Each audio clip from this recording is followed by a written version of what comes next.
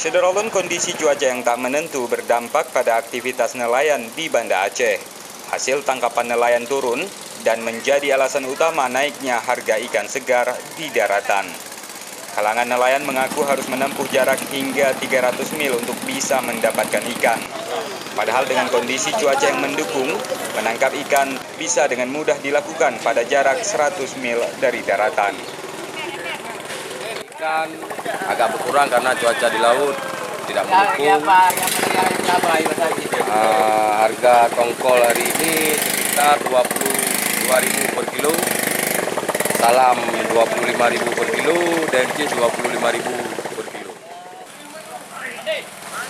Kondisi ini Sederolun disebut nelayan sudah berlangsung 2 bulan terakhir.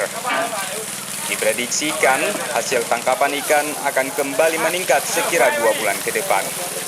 Dari Banda Aceh, Reza Munawir, Serambi On TV.